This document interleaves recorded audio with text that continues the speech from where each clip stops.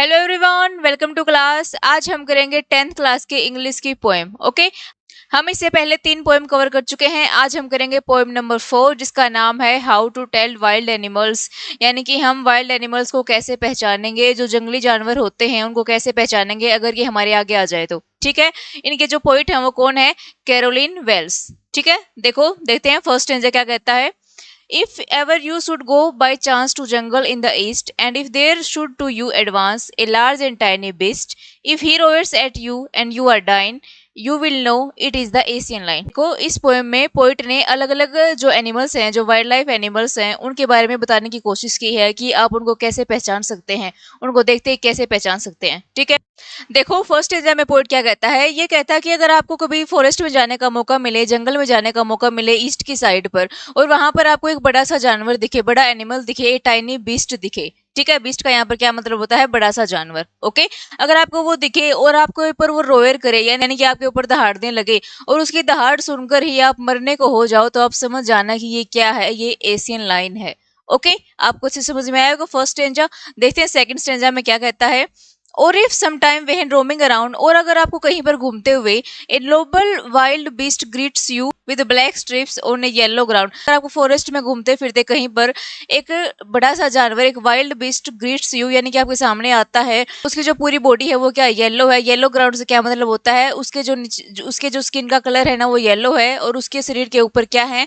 Black strips है, यानी कि काली धारियां हैं। ठीक है, देखो ये क्या है? येलो ग्राउंड है, पूरा शरीर बिल्कुल येलो है और उसके ऊपर क्या है? काली काली धारियां हैं। Okay, just notice if he eats you, this simple rule may help you learn the Bengal tiger to discern. तो अगर आपको वो खाने वाला हो तो आपको इससे पता चल जाएगा कि वो क्या है, वो बंगाल टाइगर है। सेकंड स्टेज में क्या बताता है पोइट, अगर आपको यहीं पर घूमते फिरते कहीं पर भी वाइल्ड बीस्ट दिखता है, आपके सामने आ जाता है, और उसकी जो बॉडी होती है उसका कलर येलो होता है पूरा ग्राउंड, और उसके ऊपर काली काली धारियां होती हैं, ब्लैक स्ट्रिप्स, तो अगर वो आपको खाने ही वाला हो तो इससे आपको ये पता चल जाएगा कि वो क्या है, वो बंगाल टाइगर है। ठीक है, थर्ड स्टेंजा देखो, थर्ड स्टेंजा में क्या कहता है।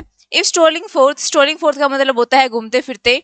ए beast you view whose hide with spots in pepper, as soon as he has leapt on you, you will know it is leopard। देखो थर्ड स्टेंजा में पोइट क्या कहता है। अगर आपको यहीं पर फिर से कहीं घूमते फिरते कोई भी एक जानवर दिखता है, बीस्ट दिखता है आपको, और उसके जो शरीर होता है उसके ऊपर काले काले धब्बे होते हैं, ब्लैक स्पॉट्स होते हैं जगह जगह पर, देखो ऐसे, अगर ऐसे काले काले धब्बे है ना, तो फिर क्या है वो आपको पता चल जाएगा देखते ही वो क्या है, एक लेपर्ड है, एक तेंदुआ है।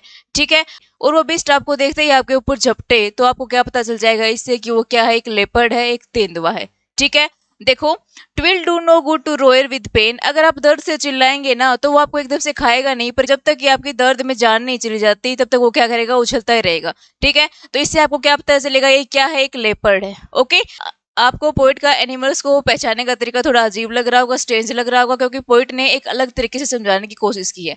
ठीक है, तो देखो ये इससे क्या पता चलेगा आपको, लेपर्ड है। ओके, नेक्स्ट देखो, नेक्स्ट स्टेंजा क्या कहता है।